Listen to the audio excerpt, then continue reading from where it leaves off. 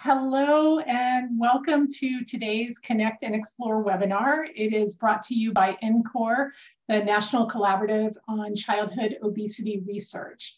My name is Karen Hilliard and I'm with the NCORE Coordinating Center. And today's program spotlight is how to make the case to create thriving, activity-friendly communities. We're going to be hearing from a fantastic panel of speakers today, and then you'll have an opportunity for Q&A, followed by a few quick NCORE announcements. Right now, if you have a question for our speakers during the webinar, please write it using the Q&A feature on the bottom of the screen. And if you have any trouble technically and need technical assistance, you can let us know using the chat box. If you're having any trouble logging into the webinar, you can also email us at ncore@fhi360.org, and we'll work with you to resolve the problem. So once again, for questions throughout the webinar, please use the Q&A box. We're only going to be answering questions that are pasted in the Q&A box, but you can feel free at any point to make comments in the chat. We will also be tweeting today's webinar from the NCORE Twitter account. And if you'd like to join that conversation, you can use #ConnectExplore.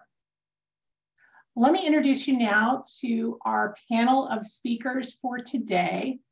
We have Hatija Zaganur, who is a behavioral scientist in CDC's Division of Nutrition, Physical Activity, and Obesity, also known as DNPAO, where she supports efforts to increase physical activity through policy, systems, and environmental approaches. And in this role, Hatija facilitates collaboration between public health, transportation, and planning practitioners to develop resources and implement activities with partners and CDC recipients. All of that to address the burden of disease, disability, and death as it relates to a lack of safe, convenient, and accessible places for physical activity. Also joining us today is Cole Youngner. Cole is a technical editor and writer for DNPAO's Program Development and Evaluation branch at CDC. He supports the branch and its grant recipients with writing success stories and peer-reviewed journal articles to disseminate public health practices to different audiences. And his public health interests include socio-contextual determinants of health, global health, qualitative methods, evaluation, and injury prevention. Finally, also joining us today is Mark Fenton. Mark is a nationally recognized public health planning and transportation consultant, also an adjunct associate professor at Tufts University, and an advocate for active transportation. He's also the former host of America's Walking on PBS television. Mark worked with the University of North Carolina's Pedestrian and Bicycle Information Center in the development of their Safe Routes to School program, and has also led training and planning processes for pedestrian, bicycle, and transit-friendly plans, designs, and policies in communities across the US, Canada, and Australia, including providing technical assistance to many communities that are funded by CDC. He also served on the 2022 Science Board of the President's Council on Sports, Fitness, and Nutrition, updating the US National Physical Activity Guidelines. So with that, I would now like to turn things over to Mark to start us off. Thanks, Karen, for that much too ambitious introduction. You're very kind. It's great to have everybody here, and I recognize some names in the attendees list. Great to see some friends and colleagues. What we want to talk to today about is this title is sort of misleading because it says we're talking about creating thriving, activity-friendly communities. And when we're thinking about thriving here, we mean in particular economically thriving. We often, those of us that work in public health, think about the public health benefits of creating settings where people can live more physically active lives and all of the health benefits associated with routine physical activity. Many of you know the CDC, one of their central strategies is an approach called physically active routes to everyday destinations, the idea that we can build environments where people tend to routinely walk, bike, and take transit, incorporate physical activity in their daily lives. But we've also learned that the things that we do to do that provide co-benefits. And furthermore, that many of the policymakers that have to make decisions to create these kinds of investments are not necessarily compelled simply by the public health argument, the argument that it helps people get their 30 minutes per day of physical activity. But on the next slide, we show you a reminder that the research base in this area is fairly clear, that we know that these four elements tend to characterize settings where people do get that more routine physical activity. That we know that things like a mix of nearby destinations, or what a planner would call a mix of land use types, that quality networks for the active modes, walking, bicycling, and transit, so sidewalks, bicycle lanes, multi-use pathways, greenway networks, accessibility designed into the system to create safety and access for all users, all ages and incomes and abilities and races and backgrounds. In other words, we create environments that really truly work and in fact invite everybody to use those. And the details of design can be very important regarding whether it's simple attributes like curb ramps at intersections or street furnishings, building placement, is the building at the sidewalk or set behind a giant parking lot. So the point is, this is kind of a mental checklist that I use when working with communities, that I used when I served on my local planning board, because we know if we do these four things, we tend to encourage more routine physical activity. And these are driven by many local and regional policy decisions, funding, things like complete streets policies, zoning ordinances, land use decisions, housing policies. But importantly, it is not necessarily clear that simply making the public health or the physical activity argument is enough to compel local decision makers. So NCORE, along with CDC support and a lot of national experts, embarked on a process to ask the question, what are other factors that might help compel local agencies and individuals, community leaders, stakeholders, decision makers to make investments in activity-friendly settings? And that's kind of the question of the day, because that process led to a discussion of 10 economic indicators, this expert-driven process, 10 economic indicators that tend to be associated with activity-friendly environments. And that's really what we want to talk about today, because we've actually created this, a working group has created a toolkit and background material and so on, in hopes that you all can use these economic indicators in your work to promote physically active, friendly environments. To that end, we'd like to check in with you. So we're going to open up a couple of quick polls here. And I know that's kind of the standard Zoom shtick, but if you'll bear with me, it does help set context. So the first question we're going to ask is, lots of communities are facing issues like these. We'd love each of you to tick on the three that are most compelling for your community. And this is kind of a trend check. Which are the things that communities are seeing as issues around active transportation and community well-being in general, public health? So if you would, on this poll, we're asking you to select three that seem most relevant in your community. So have at it. I think the poll is open now.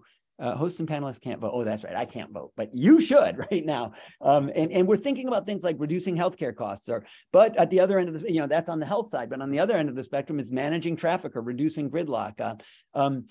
How about in small and rural communities? I often run into communities complaining about population loss. Our young people go away and then don't come back here to raise a family. How about just simply increasing physical activity? Is that an issue? Business development or developing, drawing the employees that local businesses want, tax revenue without increasing tax rates, maintaining property values, increasing health equity, increasing available affordable housing, diverse housing. So those are examples of issues we hear out there. Hopefully you are now picking the three that resonate most in your community.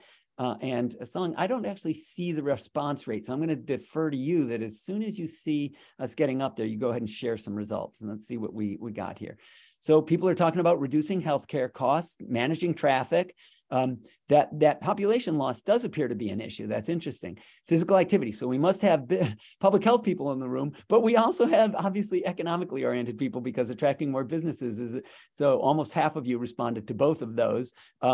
Increasing health equity. I'm really pleased to see that, because many of us learned, and it was really, really driven home during the pandemic, the inequities that we see in our transportation systems, and indeed that's often very closely linked to availability of affordable housing.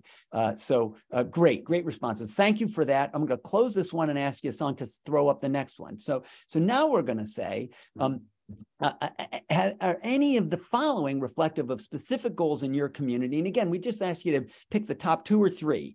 I know most of us could perhaps check all of these and say, well, these are all priorities. What are the top few that your community is trying to work on? Is it repairing and completing sidewalks? Is it a non-motorized trail network? On-street bicycle facilities? How about non-motorized infrastructure in a downtown area, like a business district? Is that a focal area? How about traffic calming infrastructure, often more oriented toward neighborhoods and things like that? Are you trying to get road diets implemented? Many of you will know what that means. That's often the term used for lane reductions from 5 or 4 lanes down to 3, to both make motor vehicle and bicycle pedestrian access safer and more equitable. How about more mixed use? Are you focusing on more mixed destinations? Or are you trying to use low-cost demonstration projects? We're curious if any of these are tools or approaches that are priorities for your community. So if you would, again, top 2 or 3 of these only, don't check them all, even though you could. And Song, again, I'm going to defer to you when you feel like we've gotten a decent response rate. And oh, hey, if you've got something that's not on this list, please throw it in the chat. We know these are very incomplete lists, and I should have said this right up front. So if you've got a priority in your community or something you're working on, and it's not on this list, but it's one of your higher priorities, throw that in the chat if you would. I'm going to take a glance at that because I'm sure there are many other things. So, well, this is interesting. Not surprising. At least half of you referred to sidewalks. That's almost a universal, I find, all around the country. Almost everything on the list is of interest to some of you, but I'm seeing completing sidewalks, non-motorized trails is important. On-street bike facilities, at least a third of you are looking at that. And non-motorized infrastructure in downtown areas, 3 out of 5 of you have said that's important. Another high score is more mixed-use development, more mixed destinations, which all the research confirms is really, really essential to getting people to be active, to use the active modes, right? To have a variety of destinations nearby.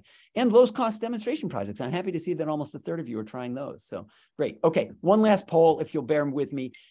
We are curious about whether any of you are using economic arguments, or what other arguments, what other challenges are you running into in trying to advance active routes to everyday destinations? So this is a list of sort of the challenges communities are often facing as they try to, get investment in more walk, bike, and transit-friendly settings. So is it, for example, and again, only the top couple, okay? Don't click everyone, you could. And if there's something that you're running into that's a challenge that's not on this list, please go ahead and throw that in the chat. I'm going to keep an eye on that. But is it elected officials that aren't buying into it? Or is it staff, perhaps, town, city, county staff?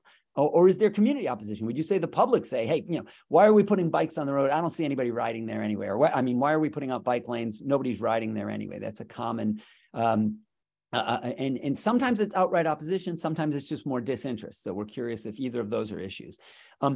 Are economic issues is central to the challenge you face? Do people say it's just going to cost too much? We don't have the resources for that. Or is it simply inertia? We've never done it that way. Some people say, where's the return on investment? And some simply say, we don't know where to start. These are examples that certainly I and others that do advocacy for active transportation have run into. But again, if something that's not on the list, go ahead and throw it in the chat. And Song, I'll ask you to go ahead and bring up the results as people have checked off and given us 2 or 3 answers.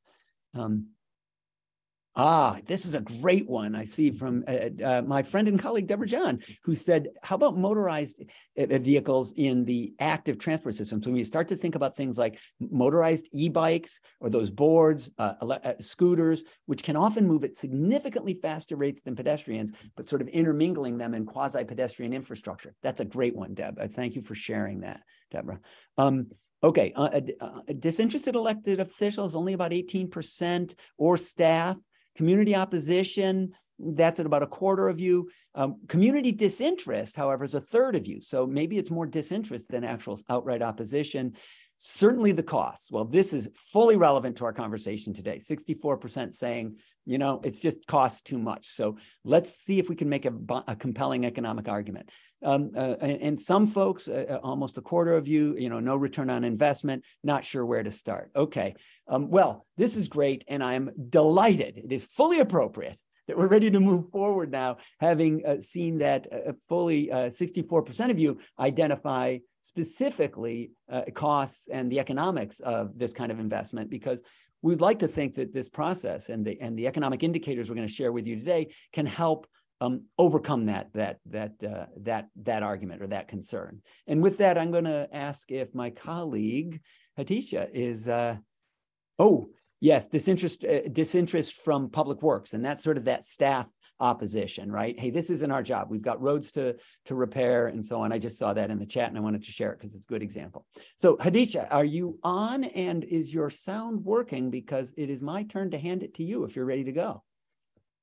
I hope so. Can you hear me, Mark? We do. Your sound is good. Go to town. All right. Yay for a tech issue afternoon. All right. I'm glad we could resolve that. And thank you, Mark, for that introduction. So it looks like many of us can agree on the types of things that communities want. Communities want healthier environments, economies, and people, whether that's sidewalks and streets that are easy and accessible to use no matter what mode of transportation, ample job opportunities and available housing, or just better quality of life.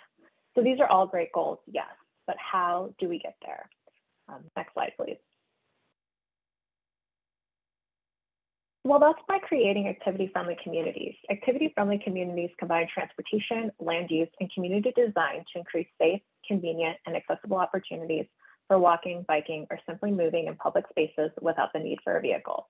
So NCORE convened a wide variety of experts and asked, what are the key economic benefits of investing in policies and infrastructure that support these types of communities? Next slide, please. These experts identified 10 of the most important indicators of co-benefits of activity-friendly communities, including environmental, economic, and health benefits. In the next few slides, we're going to explore these 10 a little bit further. Slide. So let's start with some of the environmental benefits that can be measured of activity-friendly communities, which include greater walkability, fewer vehicle miles traveled, and better air quality. Next slide. One of the most immediate benefits of an activity-friendly community is greater walkability. And when I say walkability, I also mean that people can better move by rolling, biking, and using other forms of transportation. One simple measure of walkability is the locations or areas walk score, which reflects the variety of destinations such as stores, schools, and parks within walking distance. The more different destinations nearby, the higher a location's walk score. So these images here reflect different levels of walk score, along with other attributes of walkability. And we're going to take a closer look at them on the next few slides. So here is an example of a community with a walk score of 5. There's only one type of destination in this low-density residential subdivision, meaning there's no variety of destinations in walking distance, just housing, hence the very low walk score. And I want to mention walk scores on a scale of 0 to 100. I do also want to point out that there are no sidewalks or marked bicycle lanes that would provide a safer and more inviting setting for walking and bicycling in this particular community. And the wide roads that you see pictured here also tend to invite much faster driving. Next slide, please. So here is an example that has a walk score of 45. The smaller lots mean that things are closer together, but it's still mostly a residential neighborhood, so only a little bit of variety for walking within walking distances. Some other attributes to point out in this image are the curbs and the setback sidewalks, which provide a safer space for pedestrians of all ages compared to the previous example. You also see some street trees that not only provide shade, but along with the on-street parking, this also tends to slow down traffic in this neighborhood. Next slide, please.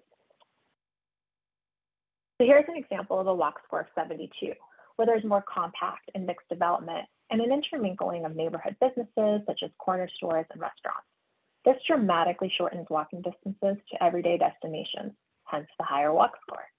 And the wide sidewalks and the on-street parking also create space between pedestrians and the traffic, and there's lighting to make it feel safer at night while walking and being out and about, which are other attributes of walkability in this particular neighborhood.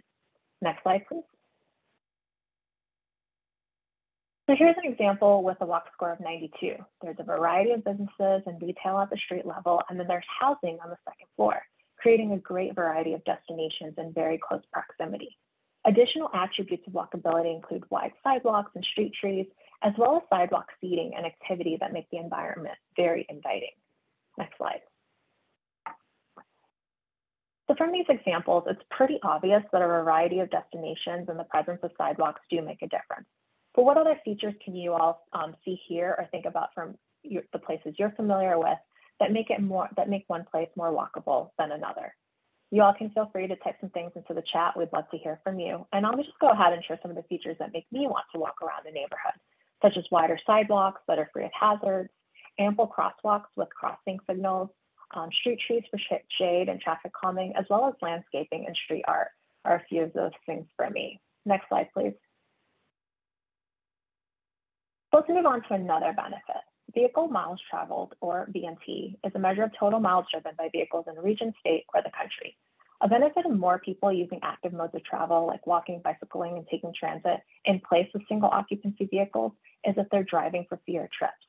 And VMT for a region will actually be less.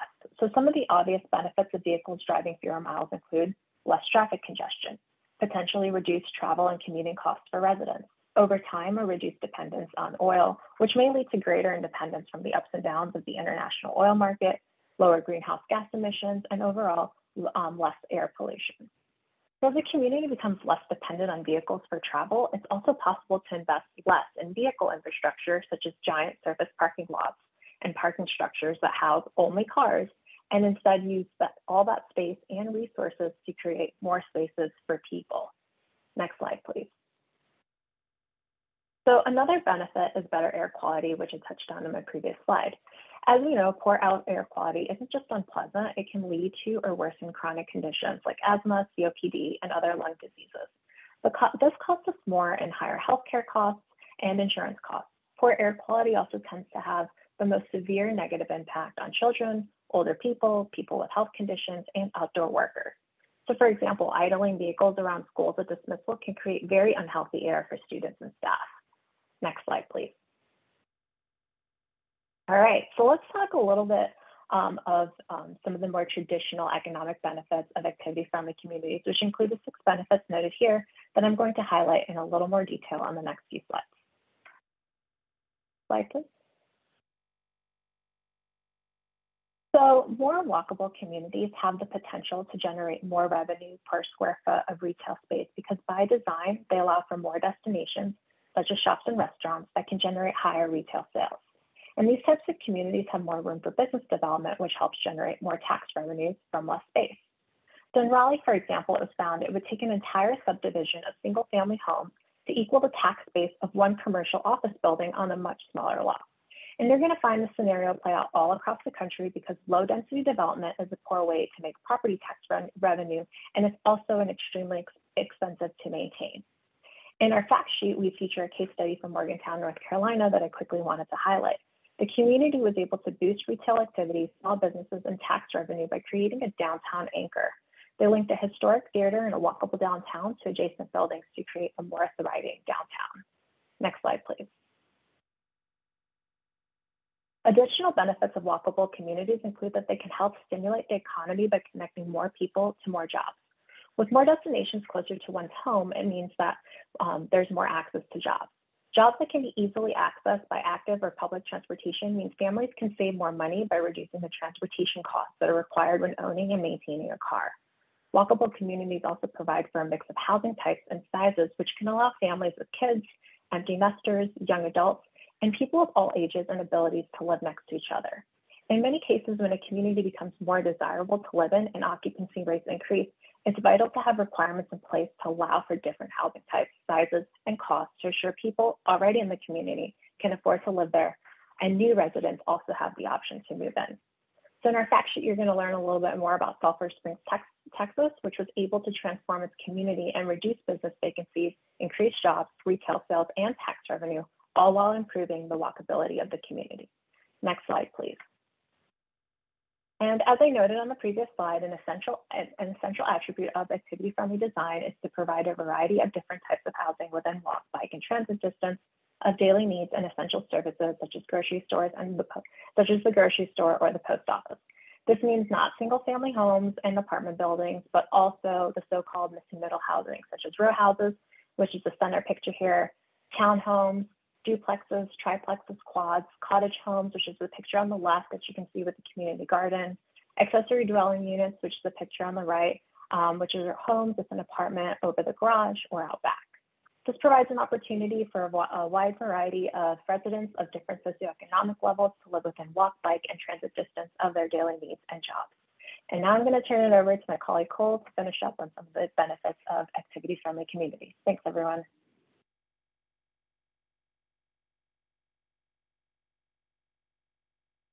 All right, thanks, Hatice. That was great. A good little whirlwind tour to the economic side of things, and it's really all culminating all these previous benefits to here, longer and healthier lives. And you'll see the economic connection to this. It's really the end goals of these strategies to help foster thriving, active communities. So I want to highlight what we mean with this with an example here on the next slide. So here you've got the city of Boston shown on the right. And what we know is that there are significant differences in life expectancy. That's what you see highlighted with the different shades of blue there. And this is based upon where people live. And activity friendliness is one of the characteristics of those settings with higher life expectancies. So in that map on the right, we've got gaps as high as 16 years in life expectancy. And this is in parts of Boston that are literally just a few miles apart. And in some cases, there's also dramatically different ways in how supportive they are of active transportation. So put simply, people, they live longer, healthier lives when they have easy and safe access to daily needs, healthcare, grocery stores, the post office, outdoor recreation, and these supportive settings for regular walking, biking, rolling, active transit.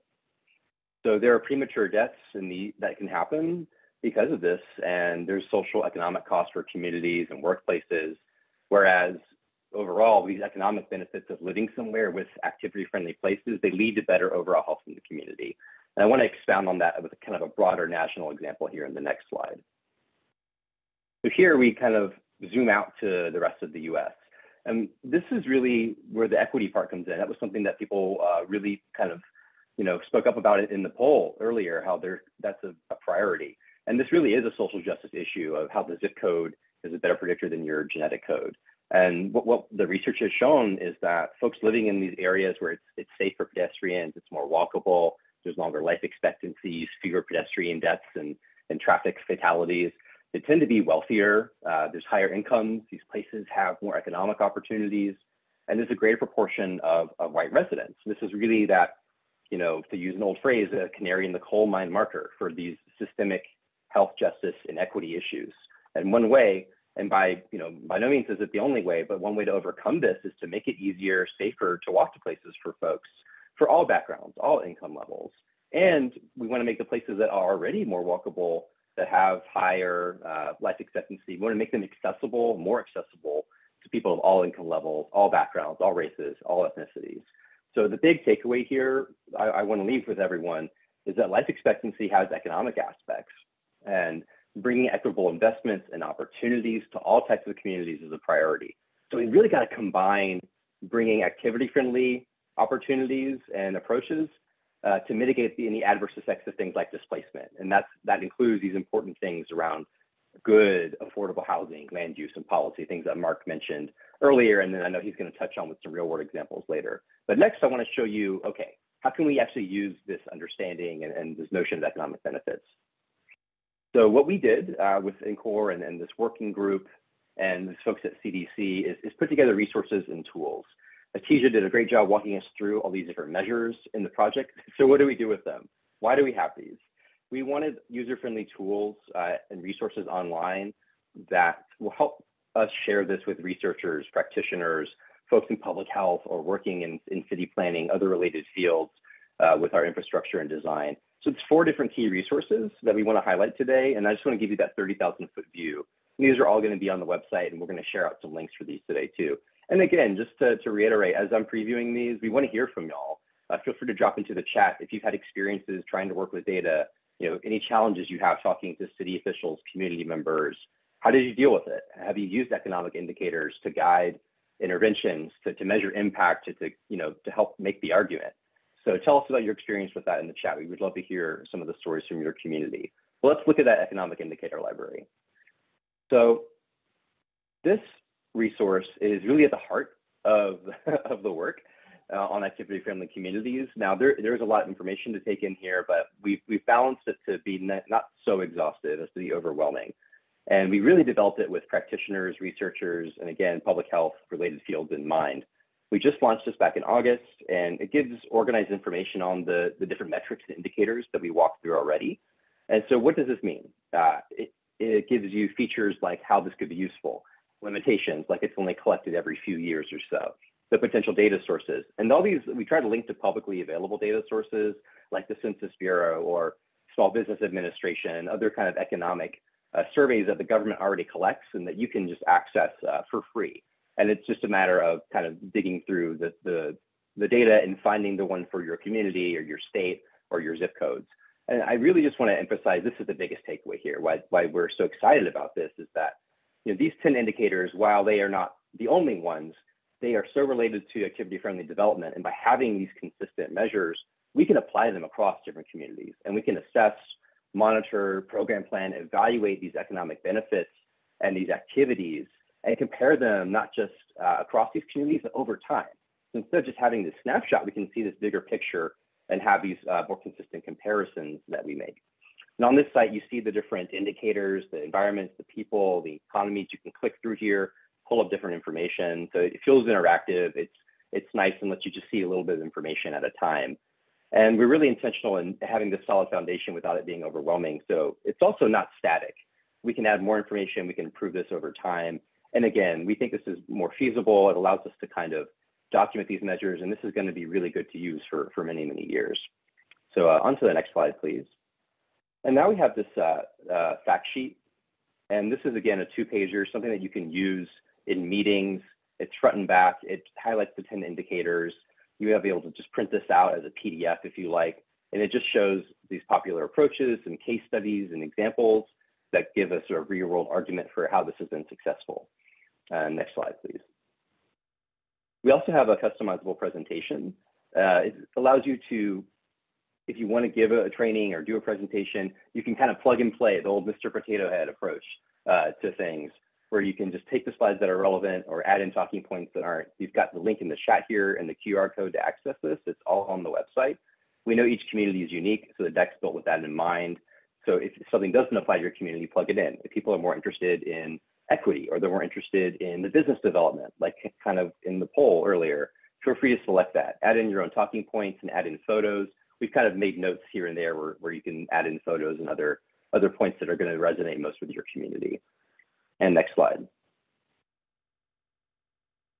And then lastly, we've got these talking points. And it's, again, not the end all be all of talking points, but they're really just there to help facilitate these conversations and discussion about activity-friendly communities and making that case. So it just gives consistent language you can use, whether it's with local leaders, city officials, community organizations. They're organized into different categories and really bubble up the main ideas and considerations to keep in mind. And again, with that consistent language, you can have questions to prompt conversation and just be able to address, what can be, highly opinionated conversations and discussions. And on the website, you can kind of click through this. You can print it out as a PDF just to have it all in one place if you want to have that in a meeting, or you can just easily pull this up on your phone. And it's, it gives you some flexibility here. So here again is the QR code for everything. And I just want to emphasize that you can access all these resources on this website. They're easy to download and click from there. And thanks so much for the time here, sticking with me through a lot of these kind of heady tech detail things. I'm going to pass the mic back to Mark, and he's going to walk us through some real world examples where cities have had some real successes doing this work, just to better illustrate the work and bring the different economic benefits and these metrics to life. So Mark, back over to you. Thanks so much. Thank you, Cole. That's really great. And I'll just reemphasize, I think the whole premise of these tools is, this is a very practically oriented presentation. We haven't drilled down onto the whole Delphi process with all the experts and how they came up with these 10 indicators. That's not been the focus of this presentation. We hope what you're going to do is walk away with some ideas about how you might apply these economic tools to making the case for activity-friendly settings in your community. That said, I am going to talk about just a couple of examples of the kind of research out there that is supporting this, and know that there's a paper, by the way, a published paper that you can also access through that website that talks about the Delphi process and how the experts came up with these 10 indicators. I'll talk briefly about just how you might make the case and how communities can either be using these tools to make the case or even measure their success. The research examples on the next slide, I talk about some of the research that's out there that's going on that really, I think, is beginning to drive the conversation. And I hope for the researchers among you, you'll be looking at this kind of stuff and saying, how can I incorporate these methods in the work that I'm doing to add an economic component to my analysis of the impacts of physically active, friendly environmental work, right?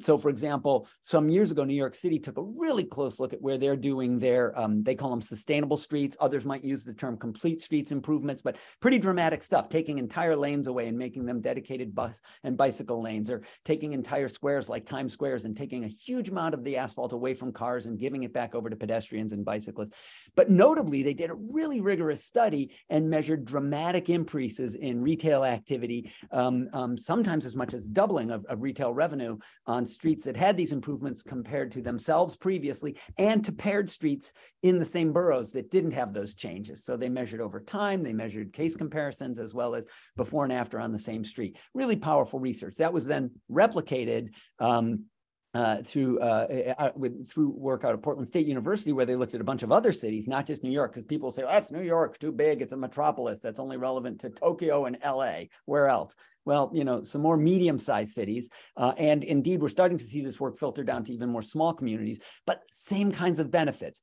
Making street improvements to make roadways more multimodal seems to improve the economic life along those corridors. This is not shocking, I'm sure, to those of you that do this work, but it's nice to know we're now seeing some evidence, and I'm imploring those of you who are researchers to continue to build this evidence base. If we could go on, another type of research, next slide, comes from the National Association of Realtors, and they look at the housing market every year, and they look at, in particular, what are home buyers' preferences. And I chose to point out 2020 specifically, but they do this every year, and they have seen consistently over the last decade a rise in the interest of more walk, bike, and transit-friendly settings, walkability in particular, standing out as a buyer preference. I would, things like they ask questions, would you trade off the size of your yard, or would you be willing to even go to an attached home versus a separated single-family home to get benefits like be within walking distance, easy walking distance of parks, shops, daily needs, schools?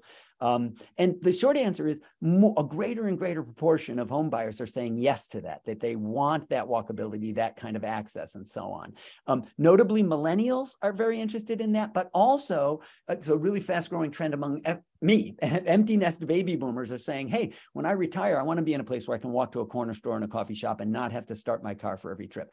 Notably, about the 2020 data, they collected it before the pandemic. They normally do the data collection in, I think, February.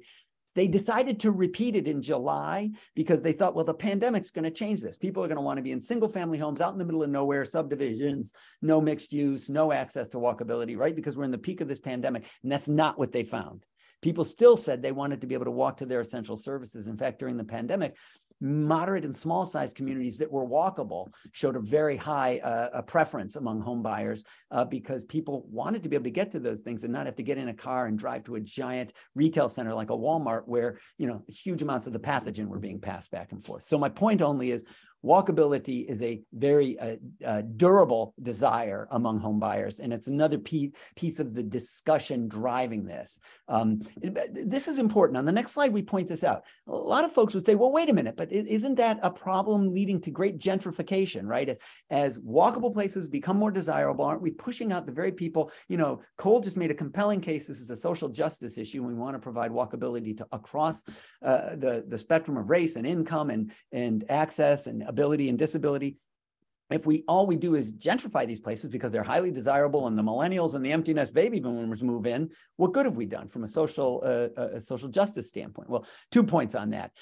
First of all, there's a very interesting paper that just came out in Preventing Chronic Disease that says even among residents who are aware of the potential risks around gentrification and displacement, they still want these attributes. What they want to see is them paired, so improvements in the active transportation network, to be paired with housing policies that make sure, and right of first refusal and other tools like that, that make sure the existing homeowners and residents and businesses aren't forced out just by virtue of the desirability that comes with these kinds of improvements. In fact, on the next slide, I talk a little about an example. One of the places that's dealt with this is Chattanooga, Tennessee. The picture's on the left. Some of you may be well familiar with the wonderful Walnut Street Bridge that was a motor vehicle bridge that was converted to bicycle and pedestrian only, and it was part of a revitalization of the waterfront, dramatic improvements in bike and pedestrian infrastructure, and lots of other things. But they've had to be very conscious about housing policy as well to make sure that as communities become more desirable, they aren't forcing out the very people that could most benefit from more walk, bike, and transit-friendly places. And that means pairing with affordable housing policies, things like inclusionary zoning, diversifying the requirements across the missing middle that Hadisha talked about before, a range of housing types and styles, both rent and ownership. How about access to transit and active transportation modes for all? Because that can help lower total household costs. The point being that all the evidence tells us the benefits of the active transportation infrastructure investments outweigh these potential costs if a community is conscious of it and thinking about these greater social implications and the potential unintended consequences. It's a really important piece of this. And it's what we would implore you to be using as you're thinking about making this case in your own community. So on the next slide, just a couple more. I'm going to give just 3 quick examples of places that might either be using these tools going forward or have already. I have the great privilege of working with the REACH team. That's the one of the CDC-funded programs, racial and ethnic approaches to community health in El Paso, Texas. And notably, I'm hopeful that we'll be able to use some of these tools in making the case. They've recently passed a complete streets policy, but now they have to go through the nitty-gritty of actually deciding where to do it. And they're doing some work with, for example, pop-up demonstrations like the crosswalk that you see in the lower left there to sort of illustrate to people. They're working on illustrate to people what more complete streets can look like. They're doing work around safe routes to school where they have real problems with traffic congestion, right, at pickup and drop-off time. So reducing vehicle mile traveled and improving the air quality could be benefits associated with successful safe routes to school initiatives there. So those can be indicators that they can use at the very local level. And I would argue that they could be using tools like differences in life expectancy across the community to help inform where they might set their first priorities for complete streets investments. In other words, if you know there are neighborhoods like the map that Cole showed that show lower life expectancy, maybe those should be the very first ones to get investments in both active transportation infrastructure and policies, and also, of course, affordable and diverse housing, right? As I just alluded to, doing those things in concert. On the next slide, I give another example here. I got to work with Muskogee, Oklahoma, another CDC recipient. In this case, they're part of Oklahoma State University's HOP, High Obesity Program, there, they did a wonderful pedestrian, bicycle trails and transit plan. And, one of the topical areas was not just recreational walking and bicycling, but also having walk, bike, and their trail network connect employees to work and to daily needs. Again, very closely tied to some of these economic indicators. So they could actually be measuring to over time, as they begin to implement this plan, the success of the trail plan, using some of these kinds of indicators. Are we shifting the non-motorized access to our schools, our parks and our trails, to workplaces, to the essential needs? Are we seeing changes in downtown business occupancy, sales tax, retail revenue? They used a wonderful tool, an interactive mapping tool for people to indicate places where they wanted to see bicycle and pedestrian improvements. They could use that same tool now to look at some of these indicators we're talking about. Where are you accessing on foot and by bike now? that we're beginning to implement the plan. So over time, are we seeing actual impact based on the work that we're doing? So I thought another great example. Final example, Hadisha alluded to it before. Sulphur Springs, Texas was the town she showed the, the before and after photo of the little business on the corner there. This was their central square.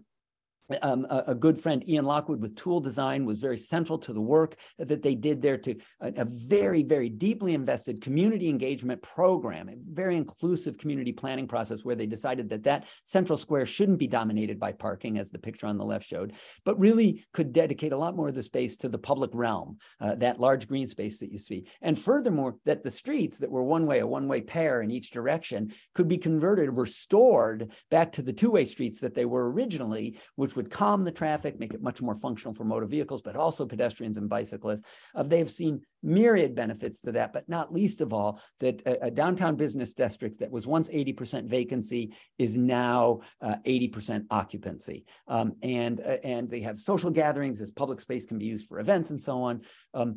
All of these are just examples of either making the case, measuring change over time, and continuing, therefore, to advance the work of active transportation. We will continue to add examples to the website and the tools that Cole talked about. And to that end, on the next slide, I think I make the case here. If I don't, I should. Yes, that we would love your examples. We would love for you to go to the site and not only use all these tools, tell us whether they're working for you. If you need something else, tell us what would be better. We really want that PowerPoint, by the way, to be easy for you to use. Modify, drop in your own photos, use local examples. Let us know if you need help, if there's something missing you'd like more of. But especially tell us, what have you guys done? Have you had success? Have you made this economic argument? And if so, what's worked and what hasn't? Because we really want this to be a community of learning around using these tools and advancing this case. So huge thanks. I want to acknowledge not just the team that you've heard from today, but the many, many experts that were involved in the whole Delphi process that led up to this sort of determination of these indicators, and the great work of the NCORE team to sort of make that all happen, because I think there's a real opportunity here to continue to advance the conversation for activity-friendly communities. So Karen, back to you. Bring us home. Thank you so much. This has been such a fabulous presentation and so many great tools and ways to start a conversation in your own community. We want to open things up to Q&A now. So if you have questions for our panel, please go ahead and put them in the Q&A box. I've got one to start us off, and then I will be looking for other questions from our audience. But first question that came up is, what do you recommend if data doesn't exist locally for a small municipality? Because these are great resources if you're, from a medium-sized or big city, but what if you're from a smaller place and you don't have economic indicators? I'll jump in first, but I'll ask certainly others to feel free if you're cool with that. But one thing I'm going to say is, I'm not sure, this is going to sound like such a cop-out answer, but I'm going to tell you that one of the things I often do is look at peer communities where we do have examples, right? So in fact, the success stories that I've just shared are examples of those. But I'll go and do a little more digging. I'll get in, if I'm working in a particular state, I'll say, and they'll say, well, we don't have any data on what our retail revenue is in the downtown. We've never done collected aggregate data like that, or we don't know what our local VMT is. So I'll say, well, let's look at the pieces. What do you have? You've probably got data from the Department of Transportation on average daily traffic on at least key corridors, or your regional planning agency has that, or your local public works department. It's not VMT, vehicle miles traveled, as a collective aggregated number for your region, but you've got certain streets, boulevards, corridors, where you've got daily traffic numbers. And those are relevant. Maybe, for example, the number of times we've worked on a main street where they realized slowing and calming traffic was one of the best things they could do for the local businesses, which probably meant the ADT, the average daily traffic on that street, might have dropped. Not necessarily, by the way, because it's also possible as you slow traffic, you move it through more smoothly with good traffic calming, move the same volume and still have the benefits. But I'm suggesting look at other ways you can get at some of the kinds of indicators we've talked about. The other thing is find peer communities that have done this kind of work and say, so you don't have that data here. Let's look at somebody who's like you guys, what they've done and what their evidence is. Because remember, I think one of the strongest ways to use this stuff is in making the case for these investments at the local level. So having good before data doesn't do you much good if you're not going to be making the case for what the result is to local decision makers and so on. And that often may have to come from other peer communities that have already done so. So I don't let that be enough reason, the lack of data, aggregated sort of local data and things like that to be a reason not to do this. Cole, I see you unmuting. What do you want to add to that? Oh, we're not hearing you. I think you are muted. There it is. There it is. I was on the phone and here. Yeah, I used to do a lot of work in this in the injury and violence prevention space, and we had this come up all the time where, okay, well, I can't find this exact right one for what I'm looking for. So a couple thoughts on that is, one, you'd be surprised at what actually is available at the right down to the census tract level, which is, that's a whole other just conversation about how they define that, but it's a certain kind of square miles and amount of number of people, but it is quite local. It's about as local as data can get in terms of federally collected, publicly available data. So stuff for the Census Bureau, data on housing, especially, and some of these economic things like businesses and tax revenue, you can actually get at these zip code and census tract levels. But then also you think about kind of similar to Mark's idea here around peer communities. Think about the bigger context that you're in. So maybe you have a community that you're working with or that you live in and work in. Is it part of a bigger community? And are there other zip codes of that metro area? And can you look at things over time? And you really want to think about, you're not trying to attribute everything that you do as being the grand thing that's fixing everything, right? Because especially in a real world setting, it's not even realistic to say that, but it's about contribution. So I always tell folks contribution over attribution. So can you look at over a period of time, we're making these investments and these changes and kind of dotting those along the path. And then we're noticing kind of in the greater, maybe like metro area or other area that these changes are happening over time. So it's just part of one of those puzzle pieces in telling that story. And then I dropped something in the chat too, as well earlier about, just look at the local context and talk to local businesses. Is there a local business association or a business improvement district? Are they, getting retail sales information? Can you share some information, share some data with them? Are folks just noticing that there are more bikes being used? The restaurants are fuller, the businesses are fuller.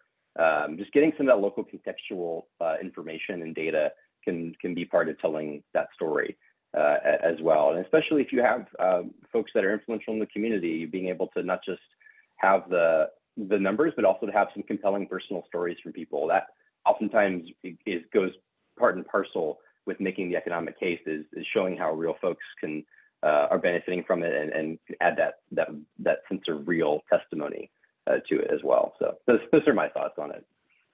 Yeah, I would just piggyback on that, Cole. I think what you're saying too is really knowing who your audience is, and sometimes the data is important. I think for us in public health, we're very sold on that and showing, what works and where the changes were. But having some of those stories, knowing what the audience actually wants to hear is really, really helpful and important. And you'll see as the way that we've talked about these various indicators and benefits, is they're grouped into different buckets. So if you know that something will resonate in your community, look for the data and the stories with that particular indicator, or maybe it's around BMT and congestion. If you know some things aren't going to fly in your community, don't spend all this time looking for data on that particular indicator if it's going to be an uphill battle just to talk about it. So just keep those things in mind and select those indicators that you think are going to be palatable where you are at. Hey, Karen, I'm going to be pushy and jump in because I know we're under time constraints. So I want to acknowledge, first of all, the Anchorage Park Foundation just asked a great question. They're about to look at some one-way streets, very much like the Sulphur Springs story, that they're trying to get restored. And by the way, here's my personal piece of advice. Number one, use the term restoration, not conversions, because those were definitely two-way streets at one point. They got changed so they would act like the highways that they act like right now. You're talking about how we changed streets to one-way streets so we could drive in from the suburbs in the morning and evacuate back out to the suburbs in the afternoon, right? And they killed a lot of our downtowns. So call them restorations. And another point I want to make is a lot of the argument around these economic indicators, we got all deep into the data weeds here. I believe they're a qualitative argument too, if I may be so bold. We don't have to have numbers all the time. Could you go to business owners on those streets? Absolutely. Could you try to aggregate what kind of business income they have and then talk about the changes we've seen in other comparable sized communities, like some of the data we shared here? Absolutely, you could. And you could make the case restoring two-way traffic could well be exactly the things that help rejuvenate the economic activity on those corridors. I know the corridors you're talking about. I've been privileged to visit with you guys and even do walk audits there. So the economic argument should be central. And looking at peer communities is a good example here. Use the term restorations.